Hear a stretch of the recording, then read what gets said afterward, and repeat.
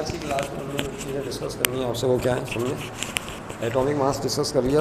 किसे कहते हैं एटॉमिक मास, बताइए Ariba. What is the atomic mass? Atomic mass क्या होता है?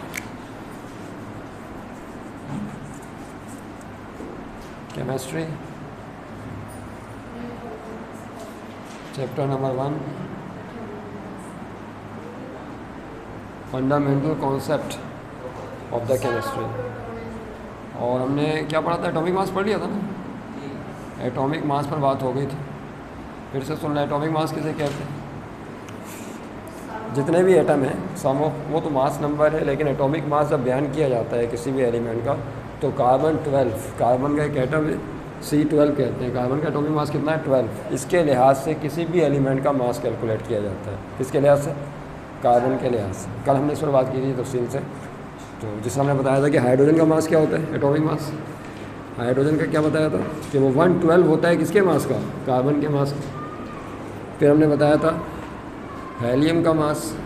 हेलियम का मास क्या होता है कार्बन के मास का? 2/6, 1/3 होता है। क्या होता है? 1/3। देखिए कैसे, कार्बन का मास कितना था, ये नहीं कि आपके पास मौजूद है, 12 से कटिया तो क्या आया? 1। तो 1 AMU उसका यूनिट बताया था, atomic mass unit. This is the atomic mass of hydrogen. फिर कार्बन का कैसे निकाला था, बोले? सॉरी, हेलियम का 1/3 ऑफ कार्बन है। कार्बन का 12 आ गया, तो 3 1 3 3 4 तो 4 1 4 AMU। तो हम जानते हैं पीरियोडिक टेबल से कि जो हेलियम है उसका एटॉमिक मास 4 AMU, या प्रोटॉन्स और न्यूट्रॉन्स की तादाद को भी कहते हैं ना मास नंबर। इसका मतलब है कि पीरियोडिक टेबल में किसी भी एलिमेंट का जो मास, एटॉमिक मास है, वो किसके जरिए बयान किया जाएगा? कार्बन के लिहाज से बयान किया जाएगा, comparable with the mass of carbon. इस पर बात हो गई थी। और क्वेश्चन में क्या इजाफा था एटॉमिक मास के अलावा, बोलिए? मॉलिक्यूल किसे कहते हैं? ये पढ़ लिया था हमने, बोले? हेडिंग डालें मॉलिक्यूल। What is molecule? नहीं पढ़ा। देखिए मॉलिक्यूल कब बनता है अमूमन, इसकी जो जनरल डेफिनेशन वो ये है कि जब एक से ज़ायद एटम्स आपस में मिलकर कोई कंपाउंड बना लेते हैं तो डेट इज़ कॉल्ड मॉलिक्यूल। यानी 2 और मोर देन 2 एटम्स फॉर्म आ मॉलिक्यूल। ये डेफिनेशन पक्की नहीं है, लेकिन ये कि इन आम तौर से डेफिनेशन बयान की जाती है क्या मॉलिक्यूल की, कि 2 और more than 2 atoms, more than 2 atoms combine, chemically combine होते हैं, केमिकली कंबाइंड। यस प्लीज आ जाइए, उस तरह बैठिएगा, उनको जगह दे करें। Chemically combined to form a molecule. तो एक मॉलिक्यूल बनता है। Is that clear? एग्जाम्पल देते हैं मॉलिक्यूल की। जैसे आपका हाइड्रोजन मॉलिक्यूल का आपने नाम सुना होगा, कौन सा? एग्जाम्पल में हाइड्रोजन मॉलिक्यूल। देखिए हाइड्रोजन मॉलिक्यूल तब बनता है जब हाइड्रोजन के 2 एटम्स केमिकली कंबाइन होकर कोवेलेंट बॉन्ड बना के एक साथ हो जाते हैं। यानी इस तरह का मामला होता है, हाइड्रोजन के 2 एटम्स मिलते हैं तो हाइड्रोजन का मॉलिक्यूल बनता है। तो हाइड्रोजन मॉलिक्यूल में हाइड्रोजन के 2 एटम्स केमिकली कंबाइन होते हैं। ठीक। फिर एक ऑक्सीजन मॉलिक्यूल कहलाता है, क्या? बोलिए? ऑक्सीजन मॉलिक्यूल नहीं, ऑक्सीजन मॉलिक्यूल किस तरह से होता है? O2। याद है आपको? ऑक्सीजन के 2 एटम मिलते हैं। फिर हमने बताया था कि जो हाइड्रोजन मॉलिक्यूल है, हाइड्रोजन के 2 एटम्स के दरमियान सिंगल कोवेलेंट बॉन्ड बनता है। ये हम पढ़ेंगे अंदर किसी क्लास में, 9 की मैट्रिक में भी आपने पढ़ा हुआ है। और जो ऑक्सीजन के एटम होते हैं उनके दरमियान डबल कोवेलेंट बॉन्ड बनता है। इसका रीज़न हमने 9 क्लास में पढ़ा, लेकिन हम जब चैप्टर 4 पढ़ेंगे ना, केमिकल बॉन्डिंग, तब इस पर बात करेंगे कि सिंगल बॉन्ड क्या होता है, डबल बॉन्ड क्या होता है और कैसे फॉर्म होता है। फिर हमने एक पढ़ा था इसके अंदर नाइट्रोजन मॉलिक्यूल। क्या? नाइट्रोजन।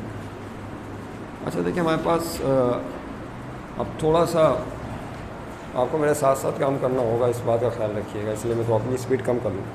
नाइट्रोजन मॉलिक्यूल क्या होगा, बोलिए? नाइट्रोजन के आप इतनी जगह छोड़ दें तो आप, ठीक है, जितना काम हुआ है इतनी जगह छोड़ के आप नहीं यहाँ से लिख लें, बस उतनी जगह ऊपर छोड़ दें, बाद में कर लीजिएगा। नाइट्रोजन मालिक्यूल में नाइट्रोजन के 3 एटम होते हैं, कितने? नहीं सॉरी 2 एटम। और नाइट्रोजन के दरमियान ट्रिपल कोवलेंट बॉन्ड बनता है। कितना बॉन्ड बनते हैं? ट्रिपल। तो इसको single covalent bond, double covalent bond, triple covalent bond. फिर ऐसे मालिक्यूल जो 2 एटमों से मिलकर बनते हैं उनको डाई एटॉमिक भी कहते हैं। क्या कहते हैं? Di atomic. जो 2 एटमों से मिलकर बन रहा है, ये भी 2 एटमों से, ये भी 2 एटमों से, तो इसको क्या बोलते हैं? Di atomic molecule. अच्छा, एक मालिक्यूल ऐसा भी होता है जो सिंगल एटम पर मबनी होता है, वो किसी के साथ शेयर करना पसंद नहीं करता, वो स्टेबल होता है, उसका अट्ठा कंप्लीट होता है, आखिरी शेल में 8 इलेक्ट्रॉन होते हैं, वो है नोबल गैसेस। क्या नाम है उनका? Noble gases. याद रहे कि ये नोबल गैसेस के एटम अलग तनहा रहना पसंद करते हैं, वो किसी के साथ कोई कोवलेंट बॉन्ड नहीं बनाते, क्योंकि इनके आखिरी शेल में 8 इलेक्ट्रॉन पक्के होते हैं। अब आप बोलेंगे ये क्या हो गया? लेकिन याद रखिएगा कि कोई भी जो एटम होता है उसमें आप जानते हैं कि ऑर्बिट्स में इलेक्ट्रॉन्स होते हैं, पहले में 2, दूसरे में 8, इस तरह चीज़ें चलती हैं। किसी भी एटम या एलिमेंट में अगर आखिरी शेल में 8 इलेक्ट्रॉन हो जाए, कितने हो जाए? 8, इसको कहते हैं 8, ऑक्टेट रूल कहा जाता है, तो वो बड़ा फर्म एटम कहलाता है या फर्म मालिक्यूल कहलाता है, स्ट्रॉन्ग कहलाता है। तो हर एलिमेंट की ख्वाहिश होती है उसके लास्ट शेल में कितने इलेक्ट्रॉन हो? 8 हो, स्टेबल हो जाए। अब जितनी भी नोबल गैसेज हैं आखिरी कॉलम के अंदर, जिसमें आर्गोन है, आप देखिएगा पीरियोडिक टेबल में, नियॉन है, मैंने कहा था आप वो लेकर आइएगा, पीरियोडिक टेबल आइए ले आइएगा। उसके लास्ट में, क्योंकि अब आपके पास सामने एक शीट होगी, उस शीट में आप जैसे मैं कहूँगा आप देखेंगे पूरी लाइन एक ग्रुप की नोबल गैसेस की है। तो वो जो नोबल गैसेज हैं इनके आखिरी शेल में 8 इलेक्ट्रॉन होते हैं सबके, लिहाजा वो बिल्कुल पुरसुकून तरीके से एक एटम पर ही मबनी रहती हैं। Is that clear? यानी उसको कह सकते हैं मोनोएटॉमिक मालिक्यूल। क्या कहते हैं? देखिए किस तरह से, एक एग्जांपल ले लें इसकी, नोबल गैसेस की। रेडॉन, ये क्या है? इसको पढ़ते हैं रेडॉन। जीनॉन भी होता है इसके अंदर, रेडॉन, जीनॉन, क्रिप्टॉन, रेडॉन। तो इसमें आता है एक जीनॉन, फिर एक आता है क्रिप्टॉन, फिर एक आता है आर्गोन। क्या? आर्गोन। और एक इसमें चीज़ आती है क्रिप्टॉन, आर्गोन, और एक आता है हेलियम। क्या कहते हैं उसे? हेलियम। अब यहाँ पे थोड़ा सा फ़र्क है, मैं उस तरफ नहीं जा रहा ना, हमारी बहस है। हेलियम के आखिरी शेल में 2 इलेक्ट्रॉन है। खैर बहरहाल मैं इस हेलियम को तो अभी छोड़ दें, आप अभी इनकी बात कर रहे हैं। इनके सबके आखिरी शेल में कितने इलेक्ट्रॉन होते हैं? 8। तो ये सब स्टेबल हैं, ये अकेली रहना पसंद करती हैं। नहीं समझे बात? तो इस पॉइंट को ध्यान रखिएगा। तो मॉलिक्यूल किसे कहते हैं? अमूमन जो 2 या 2 से ज़्यादा एटमों से मिलकर केमिकली कंबाइंड हो और एक कंपाउंड बना लें, तो उसे क्या कहा जाता है? मॉलिक्यूल कहा जाता है। सर ये हाइड्रोजन के 2 एटम हाइड्रोजन मालिक्यूल, ऑक्सीजन के 2 एटम मिलकर ऑक्सीजन मालिक्यूल, नाइट्रोजन के 2 एटम मिलकर नाइट्रोजन मालिक्यूल बना रहे हैं। और फिर ये सिंगल, डबल और ट्रिपल कोवलेंट बॉन्ड तो हम पढ़ेंगे जब चैप्टर 4 करेंगे। अभी मैं इस पर बहस नहीं कर सकता, ना मौका है। एक्चुअली में मालिक्यूल की डेफिनेशन करने की। और याद रखिएगा ये वो मालिक्यूल होता है जो किसी भी केमिकल रिएक्शन में पार्टिसिपेट करता है। एक हाइड्रोजन वो है वाटर मालिक्यूल, बड़ा मशहूर, वो भी लिख लें, जो बार बार आएगा। कौन सा? किसी को याद है क्या है उसका फार्मूला? वाटर मालिक्यूल का फार्मूला H2। इसमें 2 हाइड्रोजन के एटम होते हैं और एक ऑक्सीजन का एटम, यानी एक ऑक्सीजन एटम के साथ 2 हाइड्रोजन के एटम। इस तरह से एक ऑक्सीजन एटम के साथ 2 hydrogen atom single covalent bond बना के मॉलिक्यूल फॉर्म करते हैं, तो इसे H2O मालिक्यूल या वाटर मालिक्यूल कहते हैं। अच्छा, मालिक्यूल के बाद फिर बात करते हैं, मैं इसकी तफसीलात में नहीं जा रहा, ये कैसे फॉर्म हुआ उस पर हम नहीं जा रहे, वो हम चैप्टर 4 केमिकल बॉन्डिंग में पढ़ेंगे। अभी तो हमारा सिर्फ फर्स्ट चैप्टर चल रहा है, इंट्रोडक्शन। फिर मालिक्यूल के बाद आता है मॉलिक्यूलर मास। क्या? बोलिए। अच्छा, मॉलिक्यूल को कंपाउंड भी कह सकते हैं। क्या कह सकते हैं? बोले, हेडिंग में लिख लीजिएगा। क्या? कंपाउंड। मॉलिक्यूल या केमिकल कंपाउंड भी कहा जाता है इसको, ठीक है? तो इसको ध्यान रखिए। उसके बाद मॉलिक्यूल के बाद होता है इसमें एक मॉलिक्यूलर फार्मूला। क्या कहते हैं? Molecular formula. मैं उस तरफ जाऊँगा, मार्क करने चला।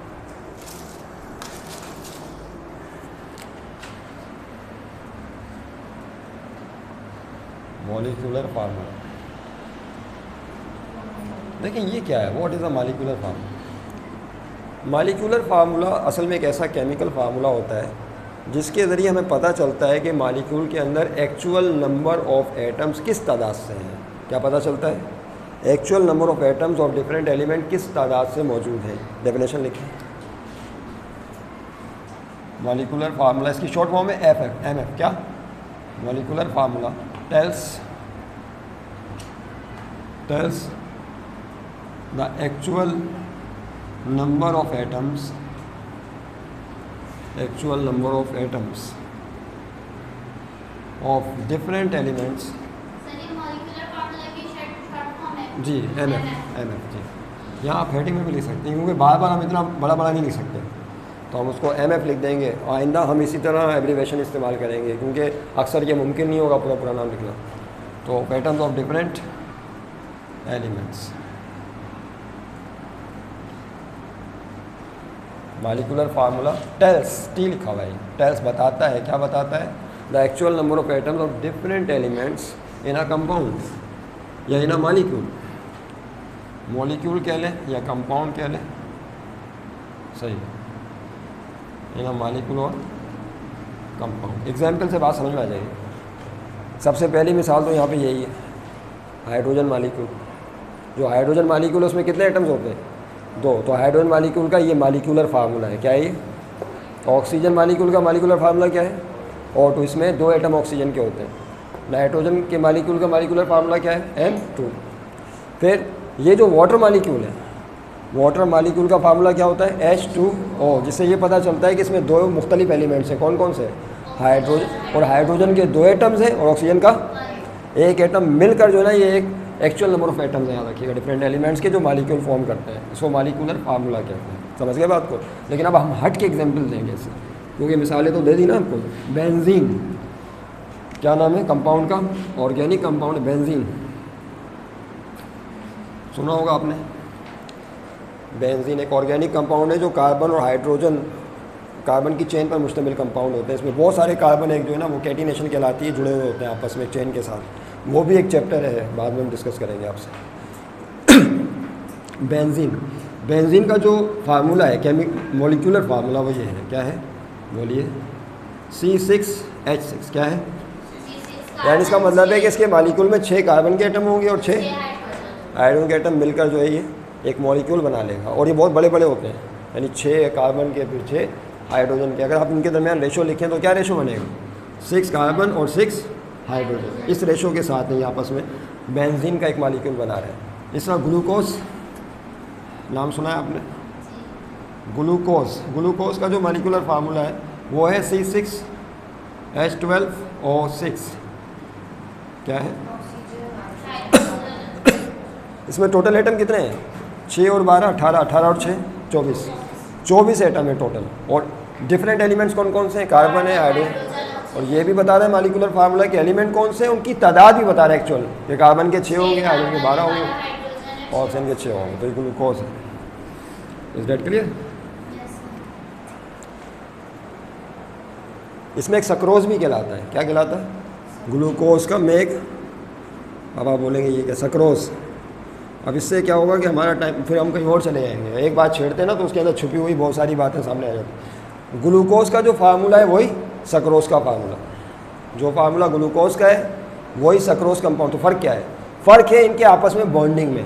इसकी जो ग्लूकोज के एटम्स की बॉन्डिंग आपस में किसी और तरह होती है, और सक्रोज में इन्हीं एटम की बॉन्डिंग आपस में किसी और तरह से होती है। फॉर्मेशन डिफरेंट हो जाती है, इसकी फॉर्मेशन कुछ और है और उसकी फॉर्मेशन कुछ और है। समझ रहे बात।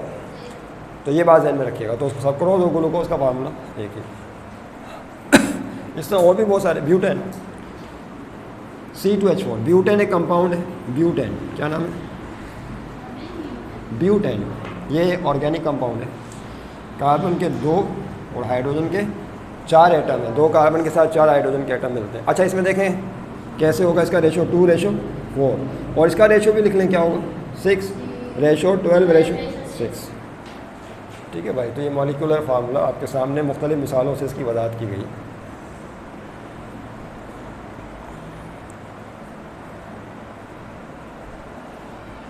अच्छा देखिए, बड़ी दिलचस्प बात है, यहाँ पे रेशो 6 और 6 का है।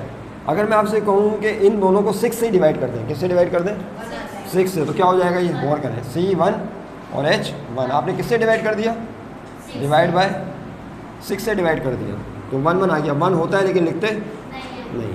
इसी तरह यहाँ बताएं किससे डिवाइड करेंगे, अगर करेंगे यहाँ पे भी 6 से डिवाइड करेंगे, 6 1 दा 6, 6 2 दा 12, तो यहाँ पे क्या होगा बताइए, C1 H2 ऑक्सीजन। नहीं समझे बात, यहाँ पे भी किससे डिवाइड किया, डिवाइड बाय 6। बड़ी इंपॉर्टेंट चीज़ की तरफ जा रहे हैं हम लोग, मुझे ऐसा ऐसा आपको वहाँ लेके जाना है जो हमारा टॉपिक है।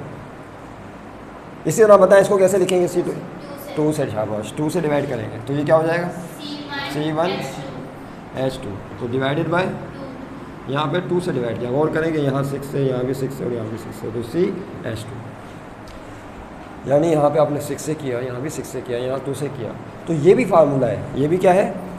अब मैं आपसे कहूँ कि ये फार्मूला है बेंजीन का, किसका, तो आप बोलेंगे ठीक है, बेंजीन में कार्बन भी होता है और हाइड्रोजन भी, मान लेते हैं कि बेंजीन का फार्मूला है, लेकिन इसमें एलिमेंट तो पता है, एलिमेंट्स की तादाद नहीं पता, एटम्स की तादाद नहीं पता। नहीं समझे बात, कि एक्चुअल नंबर ऑफ एटम्स कितने हैं, कार्बन के कितने एटम है, हाइड्रोजन के कितने एटम है, वो एक्चुअल हमें पता नहीं है। यहाँ ये ग्लूकोज का मॉलिक्यूलर फार्मूला ये होता है जिसमें एक्चुअल एटम्स दिए हुए हैं कि इसमें कार्बन के 6, हाइड्रोजन के 12, ऑक्सीजन के 6 होंगे, लेकिन इससे क्या पता चल रहा है कि ग्लूकोज का फार्मूला है लेकिन एक्चुअल नंबर ऑफ एटम्स नहीं है। यहाँ पर बताइए C2H4, इसको आप देखेंगे ना जब CH2 को, तो आपका जहन कहेगा हाँ ठीक है ये ब्यूटेन का फार्मूला है, लेकिन एक्चुअल नंबर ऑफ एटम। तो याद रहे कि किसी मॉलिक्यूलर फार्मूले में जब बड़े से बड़े नंबर से डिवाइड कर कर हम सिंपल रेशो बना लेते हैं। क्या बना लेते हैं, इसका सिंपल रेशो क्या होगा 1 1, इसका सिंपल रेशो क्या होगा 1 2 1, इसका सिंपल रेशो क्या होगा 1 2। तो जब हम सिंपल रेशो बना के कोई फार्मूला बनाते हैं तो this is called empirical formula. क्या कहते हैं इसे, तो ये मॉलिक्यूलर फार्मूले इन्हीं तीनों कंपाउंड के, और ये कौन से हैं, एम्पेरिकल फार्मूला। हमारी नेक्स्ट हेडिंग यही होगी, हेडिंग डालें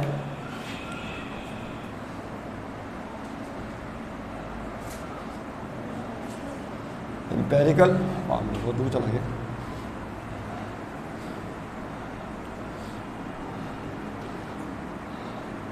असल में मुझे एक्चुअली डिस्कस करना था मॉलिक्यूलर फार्मूले के बाद मॉलिक्यूलर मास, लेकिन मैंने सोचा कि चूंकि इसके 7 एग्जाम्पल सामने मौजूद है तो एम्पेरिकल फार्मूला आपकी समझ में आसानी से आ जाएगा। तो एम्पेरिकल फार्मूले में क्या होंगे, एम्पेरिकल फार्मूला क्या बताएगा, empirical formula tells the simplest ratio. क्या बोलेंगे इसे, सादा तरीन रेशो। सिंपलेस्ट रेशो का मतलब आप समझ गए कि बड़े से बड़े नंबर से डिवाइड करके जो आएगा, सिंपलेस्ट रेशो ऑफ, बाकी यही है, of atoms of different elements in a molecular compound. बाकी सब इसी तरह ही है कंपाउंड। अब इसकी मिसाल कैसे लिखेंगे बताइए, बोलिए। क्या मिसाल आपने पिछली उसमें लिख ली है, मॉलिक्यूलर फार्मूले में लिख ली है, तो फिर आपको क्या करना पड़ेगा, यहाँ लाइन डालने के बाद यहाँ क्या लिखेंगे, बोले एम्पेरिकल फार्मूले की हेडिंग डाल दिया ताकि आपको पता होगा एम्पेरिकल है और ये कौन से है, ये मॉलिक्यूलर है। तो डेफिनेशन आपने लिख दी है लेकिन मिसाल आपने वहाँ बयान कर दी है, लिहाजा उसको हम बयान नहीं करते। अब यहाँ पे एक बात ध्यान रखें, वो कहाँ से मुझे लेके आपको आना पड़ रहा है। हालांकि एक सीधा रास्ता भी है, लेकिन वो सीधा रास्ता जो शॉर्टकट है जो लिखा हुआ है बुक्स में, अगर हम उसके थ्रू जाएंगे तो नीचे गिर जाएंगे, आप समझ में नहीं आएगा। इसलिए हमें पूरी एक स्टोरी बनानी पड़ी इसको मंजिल तक पहुंचाने के लिए। देखें यहाँ पर ये भी समझ गया मॉलिक्यूलर फार्मूला क्या होता है, एम्पेरिकल फार्मूला। यहाँ बताइए मॉलिक्यूलर फार्मूले को एम्पेरिकल बनाने के लिए किससे डिवाइड किया आपने, 6 से। यहाँ भी 6 से और यहाँ 2 से डिवाइड किया, इज ऐसे ही है। याद रहे कि जिस नंबर से डिवाइड करके हम एम्पेरिकल फार्मूला बनाते हैं उस नंबर को स्मॉल n से शो करते हैं। किससे शो करते हैं, तो ये क्या है, स्मॉल n क्या है इसका 6, इसका भी स्मॉल n 6 है और यहाँ पे भी n की वैल्यू 2 है। समझ गया ना, n का मतलब क्या होगा, जिस नंबर से आपने मॉलिक्यूलर फार्मूले में एटम्स को डिवाइड किया है वो n की वैल्यूज़ है, याद रखिएगा। ओके, याद रहेगी ये बात। तो n से मुराद ये है। अब मुझे बताएं क्या ये बात सही है,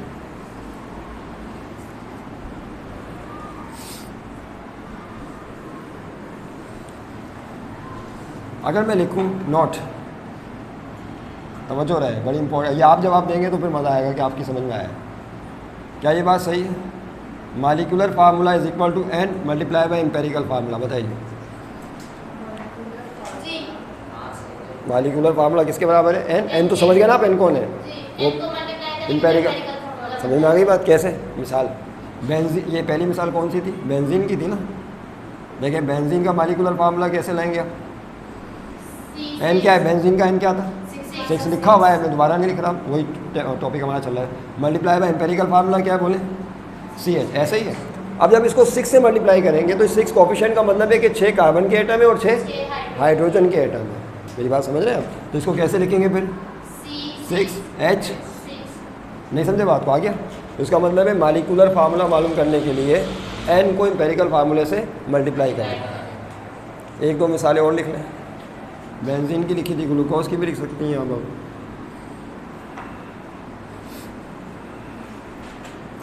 तो ग्लूकोज के लिए भी एन वैल्यू, और ग्लूकोज का एम्पेरिकल फार्मूला CH2 है।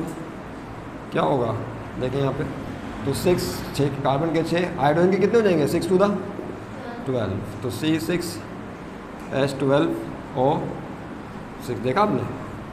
तो किस तरह जो है ना आपने मालिकुलर फार्मूले से क्या बना लिया? Empirical formula.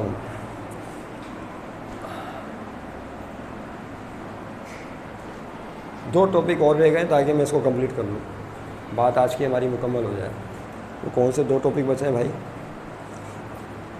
रोशनी थोड़ी सी कम होगी, लेकिन ये कि कोशिश करेंगे कि लाइट ले आए, फिर इंशाल्लाह से साफ नजर आए।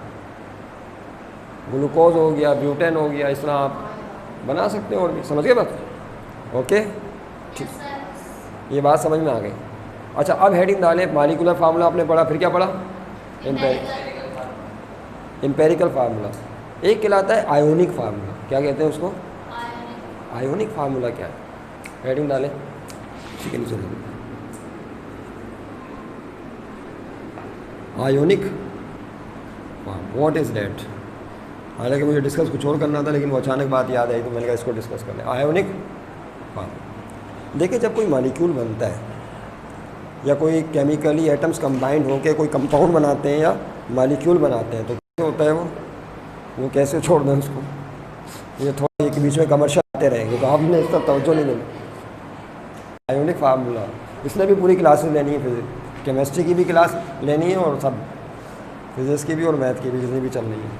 तो क्या बता रहे थे हम? केमिकल फार्मूला कब बनता है? जब एटम्स केमिकली कंबाइन हो।